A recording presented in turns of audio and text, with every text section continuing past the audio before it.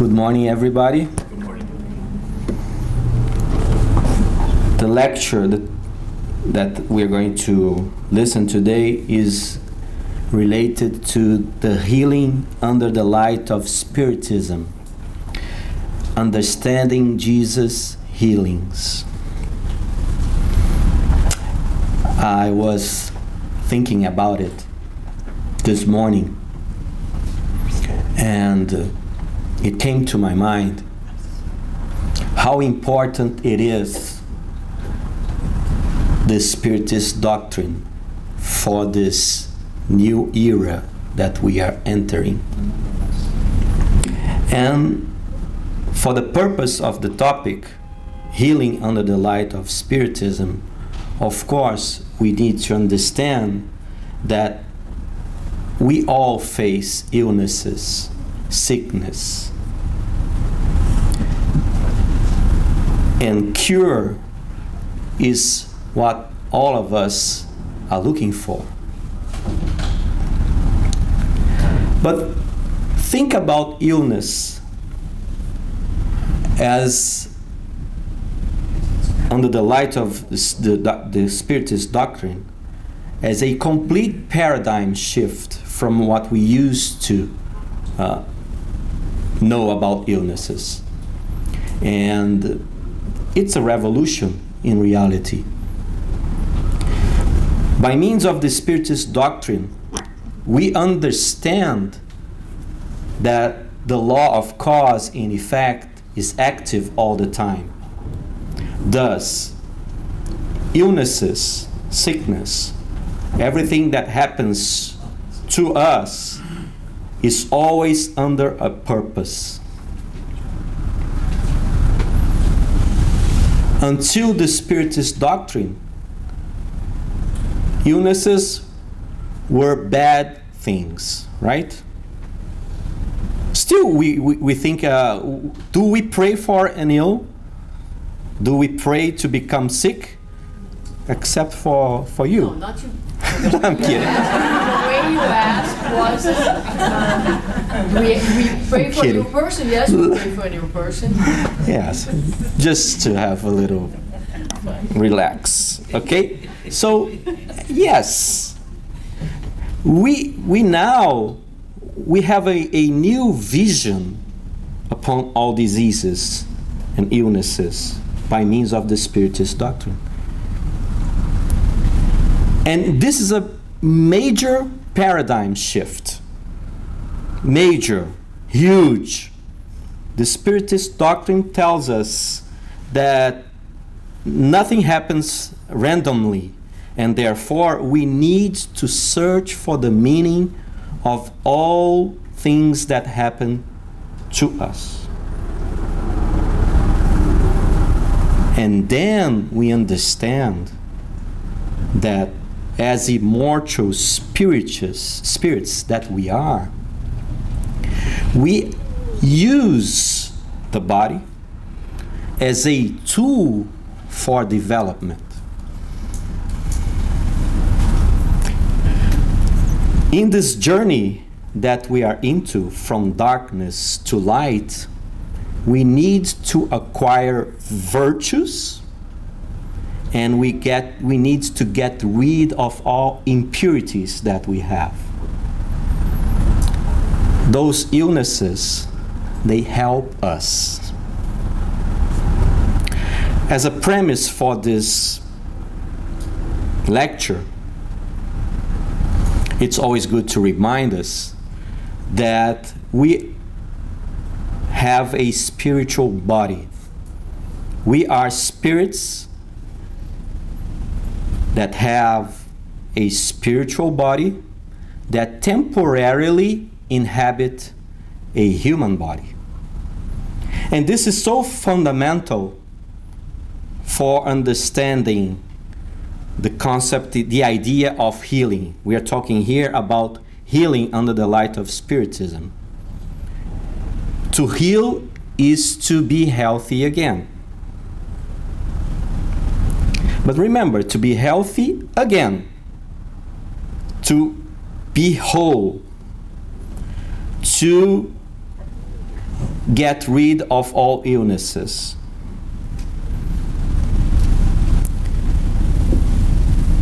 And through this idea, remember, we need to remember that we are evolving spiritually. We will someday not need a body anymore. This is going to pass. The body is going to pass. But our soul keeps growing, growing, and growing.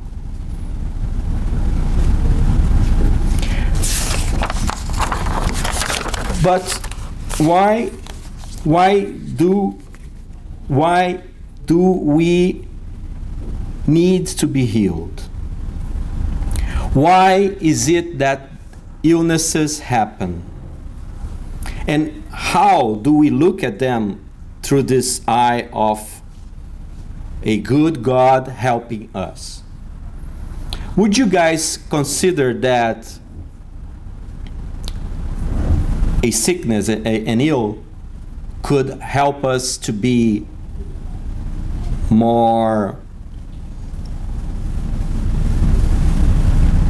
content? No, it's not content. When you hold yourself from doing things that you should not do, okay? Contained. Okay, sorry, contained. You should be more contained. So sometimes God sends us a sickness to contain us. And in many occasions, we ask for them when we are in the spiritual realm. We need them. And we also need them to be alert. It tells us that something is going on. We have to pay attention. So when anything goes wrong, let's say when you operate a machine, when you have a computer, right? When you have anything that in life that is not working properly, it tells you that there is an underlying cause. Isn't that right? So you go search for it. The same happens with us. When we are looking for healing, sometimes we forget to look for the message, the real message, the underlying problem. But the warning sign is there. And once we receive the warning sign, we start to become a little bit more smart, and we search for the real cure. So the healing process takes place in the immortal soul. That's the purpose of the Spiritist doctrine, and that's the purpose of the Spiritist house. The center has to be alert. We all workers in the Spiritist center, we need to be alert that our job, our main responsibility is to help us all find the cure for the immortal soul, to become better individuals, understanding that everything that is external is temporary and merely serves as a warning sign, as something that we need to address, and we've been forgetting about it. But now, under the light of the Spiritist doctrine, once the problem arose and it became apparent, we can work in it. If you don't see the problem, you don't work in the problem. Do you agree? Yes. In order for a cancer to be removed, you need to see that, you need to feel the symptoms. Then you go ahead and make the extraction. So illnesses, they have this virtue of telling us that we need to do something about our spiritual being. All illnesses, they come from inside. This is huge. It's something that we are talking here on the Sunday morning by somebody that has no knowledge of medicine. Yes, yeah, but it's so simple, but it's so major, it's so important. All illnesses, they come from inside, and we forget it.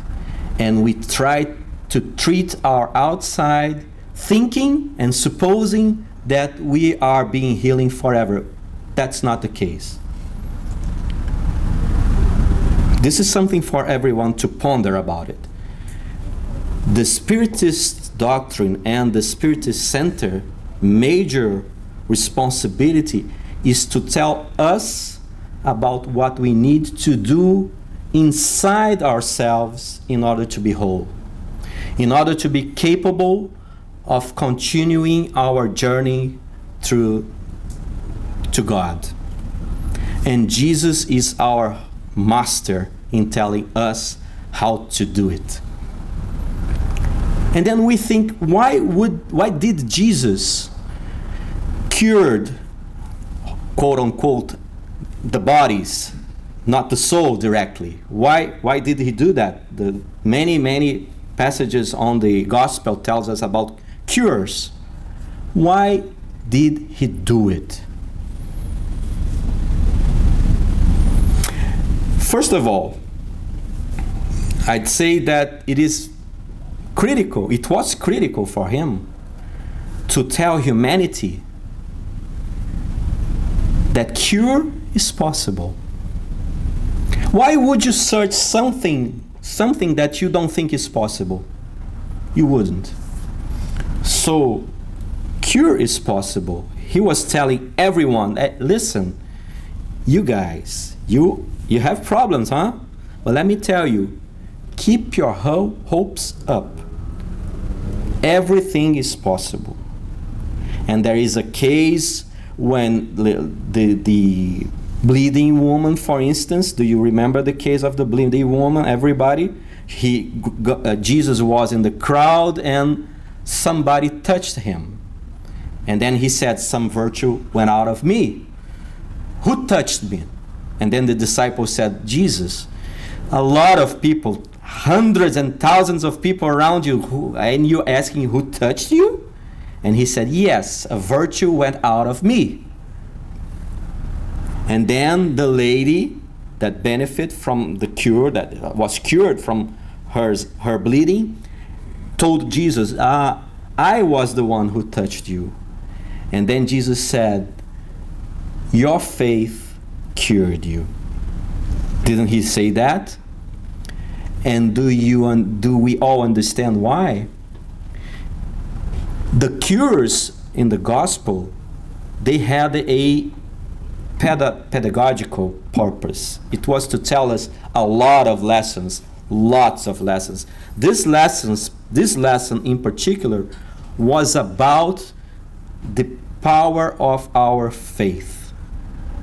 In this case, in this specific case, Jesus didn't put his hand on her to cure her. Jesus was, quote unquote, passive. He was passive, but she was like a pump pulling the virtue from God, from Jesus, I mean. Okay? So she was there, she pulled by means of her faith. So there are two ways that we can get this kind of healing. One is by receiving it. It's when Jesus acts directly on you, on us, or when we get a benefit from each one and another, be incarnated or not. Or when we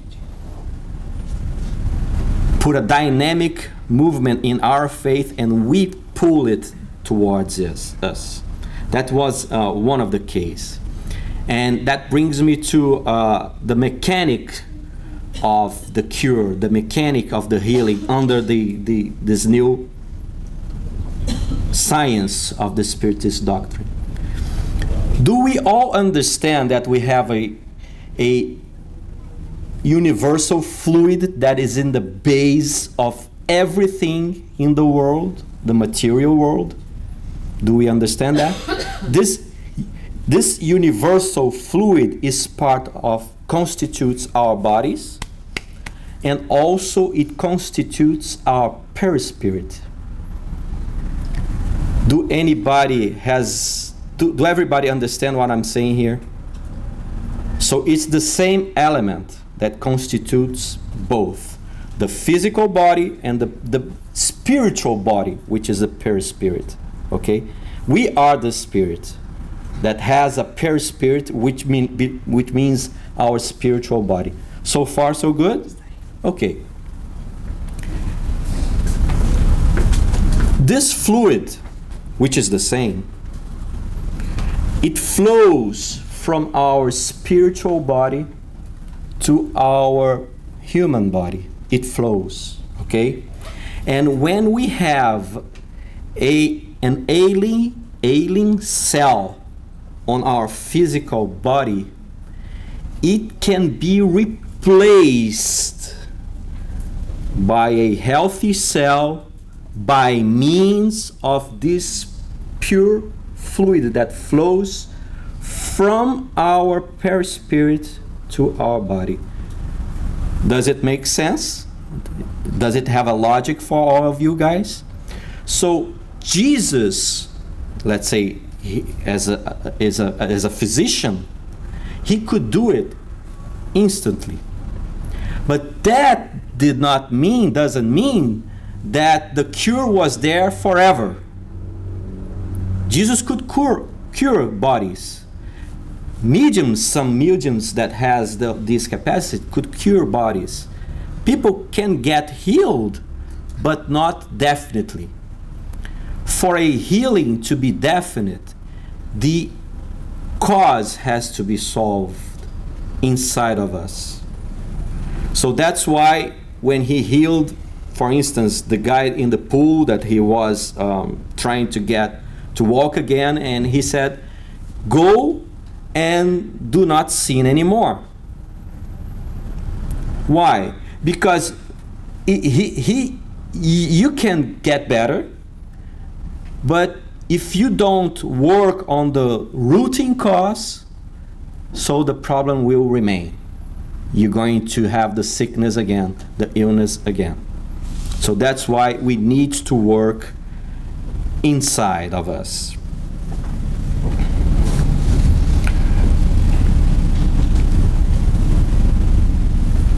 In the Spiritist house, the mediums, they work with these fluids. The spirits can work on us.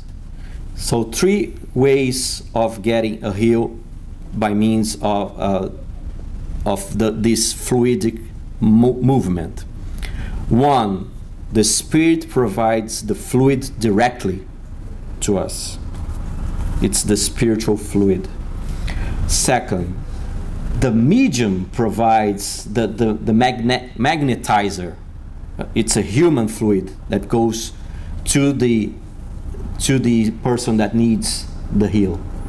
And 3rd, it's a mixture of the 2 fluids. So 3 possibilities that happens in the house, in the passes, for instance, and people get the benefit out of it. But for the mortal soul, a healing could be taking place right now. During a lecture, during a study, by reading a book, sometimes you grasp something. You get the insight that was needed, and you've been waiting for this for centuries, sometimes for centuries. And then you've been studying, and you've been struggling, and you've been working hard, and you deserve now. You've been searching for that. Now it's your time. And then through a lecture, through a reading, or through a conversation with somebody, you finally found the insight that was needed for you to be really, really different, to change, to be another person. Then you do, wow, I'm not going to be the same, never, forever. That's the real cure. That's the real cure, okay? Everything else is temporary. But then when you realize who you are and what you are supposed to do with your life, with yourself, and you make the decision that's gonna be different forever, then the healing really starts to take place.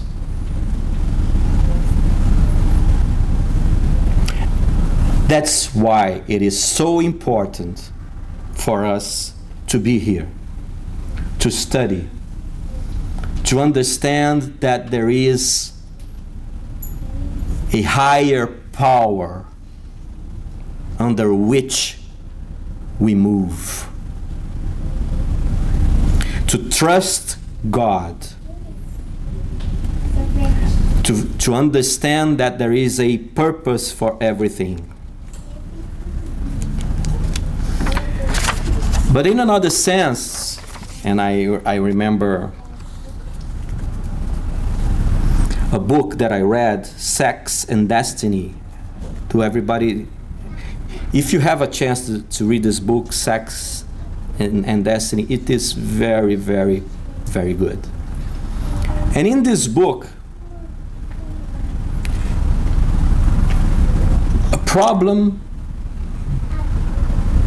that was in a family for a long time, a spiritual family for a long time, for let's say centuries, making people to suffer and a lot of pain that keeps with the spirits, that maintains.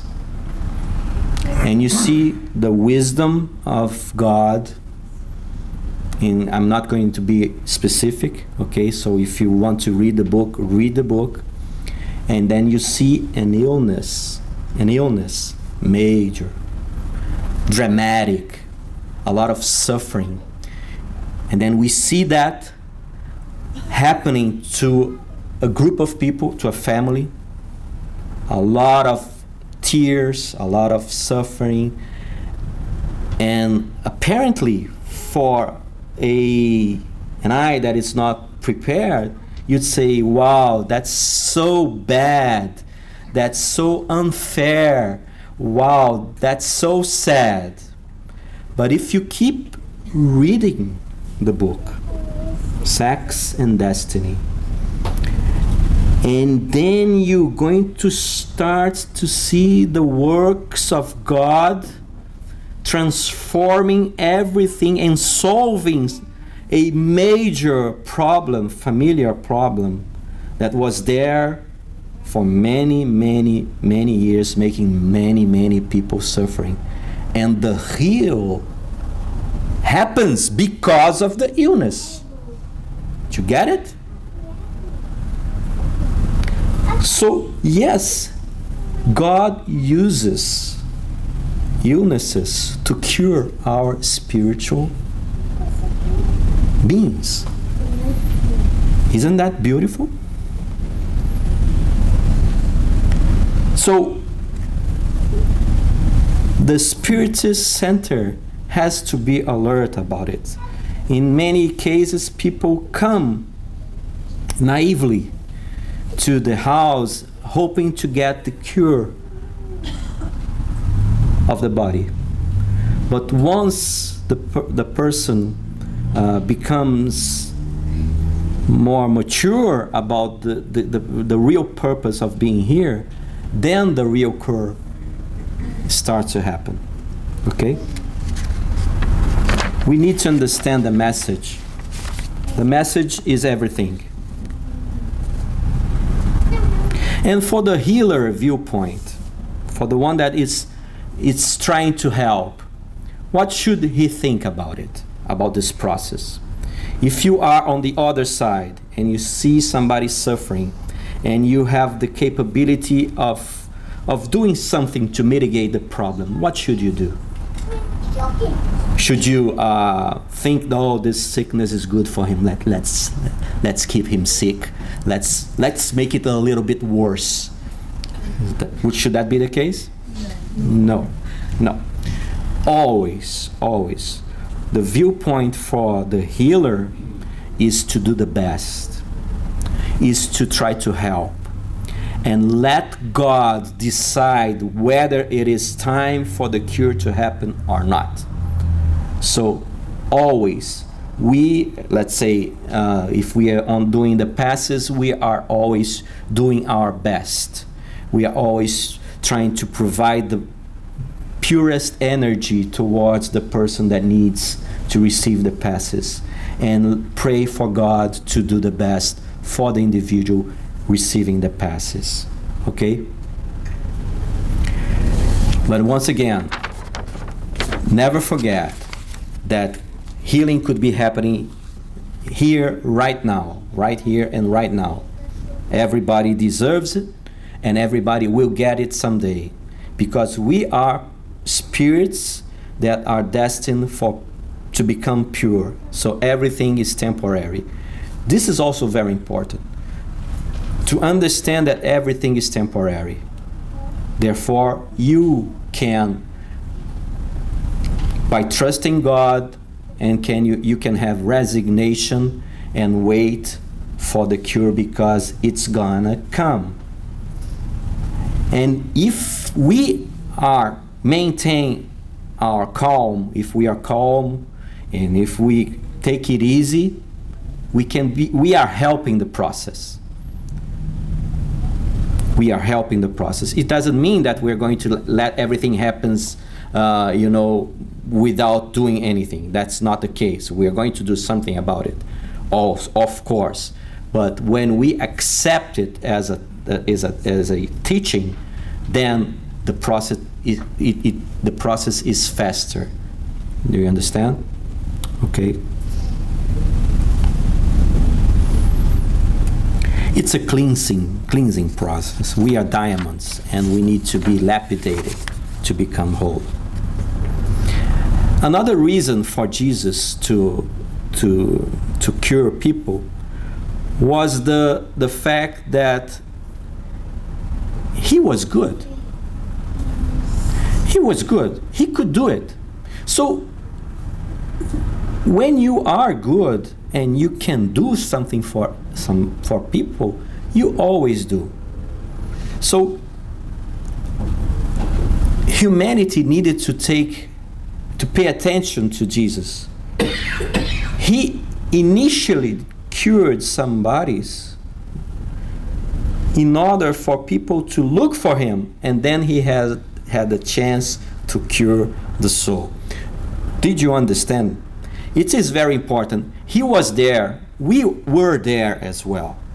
Most of us ignorant of many things, but we felt attracted to Jesus. We wanted to be with him. We felt his love, his care. And then he was so good, and we wanted so badly to be with him. Then we allowed ourselves to be exposed to Jesus because he was good. It's just like the mother and the little baby. The baby doesn't understand much things, but the baby feels the mother's love, right? So the baby trusts the mother. The same happened with us, with Jesus. We felt his love, and by means of that we start to understand the real healing process that we need to take inside ourselves. So Jesus cured because he was capable of doing it, and because he was good. And he also told us through those cures that by saying go and sin no more, what was he saying in reality? That the problem was from something that we did. That's so evident. That's so logical. And he said that. It's in the gospel. Go and sin no more. And he said that for the blind man. How could? Go and sin no more. It means, what does it mean? It means that it's under our control, right? The things that are happening to us, when he said that go and sin no more, he said, listen, my friend, this is up to you.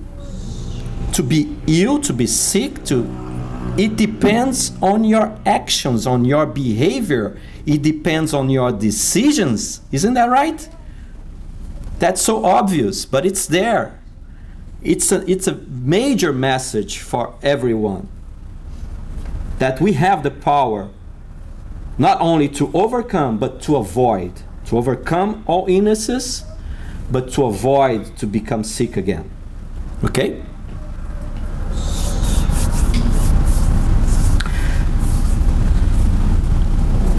But there's another item, you see, when you are not a native speaker, you tend to repeat words, you know. You always say the same things. That's the problem, okay? But it's okay. I'm doing my best. Another item related to illnesses that has another meaning, and this group deserves to ponder about that, it's that an illness could also mean a trial.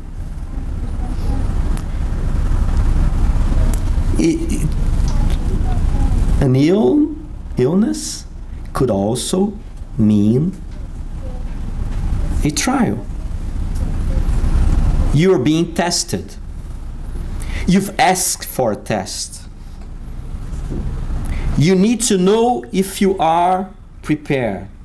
You need to know if you are capable.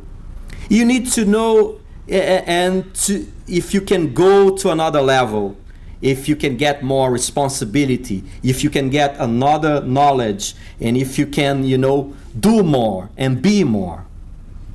And then you get an illness. And then you receive that, and then you move your life through with it and through it, and then you pass the test or not. And then you say to yourself, wow, I received the challenge of this sickness, of this, and I've passed it. I'm prepared. And then your mentors would say, yes, you did good, my friend. I'm going to give you more responsibility. I'm going to give you more things for you to do. I'm going to give you more people for you to take care. You are really prepared. Doesn't that happen with us here? Let's say through college, through everything in life, in the business world, the company, the corporate. If you're going to progress, aren't you being tried all the time? You need to prove yourself that you are capable of doing that, and sometimes you have to prove other people around you, your bosses and everything, right? Is it that right? So you say that we can say here that diseases, illnesses also has this ability to test us, okay? So we conquer our rights to be on new levels. It is very important also to say that the healing process has a direct relation with our mindset. Let's say you go to a medium that has the power of curing people, and he's well known for that. For the process to take place, two things happen. One is the ability of the healer, and the other is the preparation of the one to be healed. His willingness to receive the cure, his mindset in getting those fluids, those energies to come within him and realize and make the cure to happen. So that's very important for the people that come to the Spiritist Center when they are about to receive the passes, to have their mind open and to ask and believe that everything good is going to happen with him. Okay, so always have this pulling energy in your mind. Let me get it. God help me. I need to be better. I'm going to be better. I feel that I am better. This is very, very important. It's so important. It's as important as the healer is the one to be healed. To have a positive mindset and believe that the cure is going to happen. Okay? Very, very important. And always, just to finalize, we need all to remember that we are under the law of cause and effect. Okay? Nothing happens randomly. We are the causes that happens in our lives are inside us. Okay? Once we have this well understood, then we put ourselves in motion to acquire the knowledge, to look for the healing, to become better, to be in process of evolving, of being better than before. Okay, thank you very much. It's the second part now. Yep. Thank you, Ivan. Are there any questions or comments for Ivan? John? Thank you for the presentation. Thank you. Now, certainly the issues that may make you sick, whether it's issues you have or a child that you have, what would you say are the best ways of uncovering what they may be? I think we need to meditate. Okay? We need to meditate. If you, for instance, come to Earth in a body that has hepatic problems, problemas hepáticos, okay? It may tell you that you need to have some contention about what you eat, about what you drink, about the excess that you do on getting access on the things that you have, that your behavior. So the body tells you if you are a person that has headaches, and then you start notice, why do I have so many headaches, so frequent, and then you start to make a correlation that you are very easily get into discussions, and you are very easily mad. So then you see that there is an underlying cause. It's not, one needs to meditate. Of course, there are professionals that can help you, and also the gospel and the Spiritist doctrine starts to tell you where to look for. It's an individual thing. I don't know if you want to complement something. I just want to say that not always you're going to have it's clear whether it's a trial, whether it's, but you can always, I agree with you, I think you can always, the homework is going to be the same. Get to know yourself and get to know your soul, your feelings, your behaviors, your lifestyle, and see where it needs, because as you said, I love that diseases are warning signs. Warning signs. They're there to tell you something. They're there to call your attention for something that needs to be treated, needs to be attended to. And I always use the tooth pain in my lectures, right? So unless you have a toothache, you won't seek for the help of the dentist. You might have an infection, an underlying infection going on. So the pain is a blessing, because it will actually save your life, make you get out of your home and seek for a professional help that can. So any pain, any disease is telling us that we need to look for a doctor, whether it's a medical doctor, a professional doctor, or the big doctor. Okay. Marcelo. Yeah, I was gonna say, so, but in the case of a baby born with the liver disease, right, that could be something from the past. Right? Yes. Another thing, I guess, is to ask. Ask for help. Ask for guidance on what. Show me something. Show me what I can do. Show me what the issue is. Yes. Instead of rebelling. It's very, very good points. Most of us, we tend to rebel when we feel those challenges. But in this new paradigm, we don't rebel.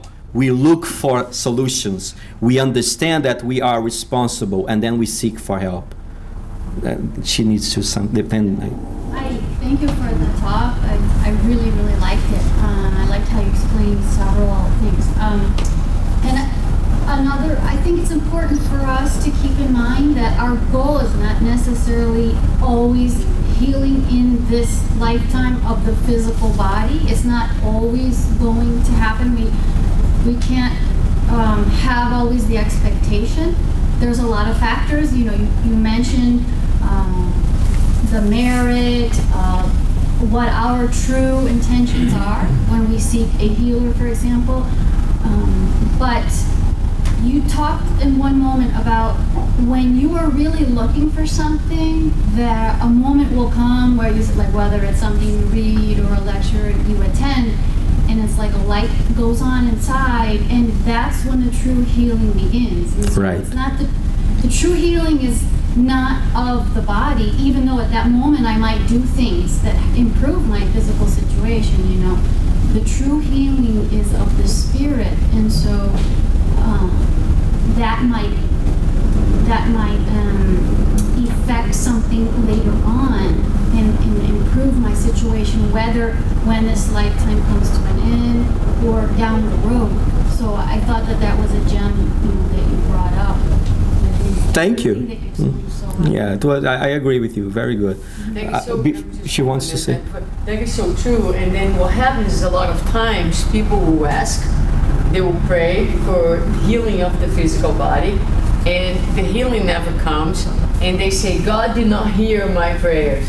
Or this doesn't work. Yeah. This doesn't work. And they go into disbelief because they lack this higher vision and this higher understanding of what the true meaning of healing is. Is depression and addiction under the same umbrella? Because it's epidemic and it's not a body disease? The question is if the depression and addiction is under the same umbrella. I think all diseases are diseases of the soul, okay? And by means of that, yes, okay, everything is under, it's from inside, so it depends on our behavior. Let me just make a correlation that I think most of you will understand better. No matter how good your computer is, no matter, it's the best. You know, the CPU? Yeah, the CPU and the memory is the top quality, ultimate machine, okay, you have. If the software running there is defective, it will break all hardware that you may get. Isn't that right, my friend? He's a specialist in this area. No matter what, if the software is wrong, he's going to damage the hardware. If the software running there is defective, it's going to break the hardware. Okay, it may happen to any machine. I'm talking about computer, but any machine now. The intelligence that makes a machine operates, if the intelligence underlying is wrong, it's going to break the machine. Okay, so the same happens with us. When we adjust our, mind, then everything is going to be all right. Okay, Sherry. I wanted to comment. I loved the talk. Thank you. Thank you. I wanted to comment on can become very compelling, or even a compulsion to find the meaning, some kind of meaning, which sometimes occurs, but the meaning of an illness or a situation, or what am I supposed to learn, or that it can be difficult because it's a little abstract, and I think it actually can take one away from paying attention to what you can kind of usually readily find inner barriers to loving yourself and others. Inner barriers that whether it be self-judgment, most people, I'm sure, we could do a little exercise in 5 minutes and everyone could come up with the ways that they criticize themselves. That's a very concrete, not that we don't need self-evaluation, of course we do, but we don't need condemnation, of ourselves or others. So that's an example of a barrier that has an energy to it, and that's going to contribute. Now, I'm not saying it's causal per se, but there are a lot of patterns that you can kind of readily see and reflect on. Does this really help me feel really good and strong and loving, big picture? Over the next, and you ask those kind of questions and come up with a lot of, I think, practical. Sherry, perfect. What's your comment? I think know how the solution is on the question. It's a paradox, huh? The solution is on the question. You need to know how to question. You need to question yourself. You need to make the right questions, and then the solution will come. It will always come. We are also, the Spiritist Doctrine tells us, this is major. Once again, I cannot say enough that the Spiritist Doctrine is changing the world. This is major. We are work in progress material. We are work in progress. It means that we are under development. We are being prepared. We are being molded. We are being transformed every day. And we need to realize that. And once we realize that, then we don't condemn ourselves. We understand that we lack a lot of virtues. We understand that we have a lot of vices, but we put ourselves into motion to change that. Okay? Thank you very much for everybody. Thank you.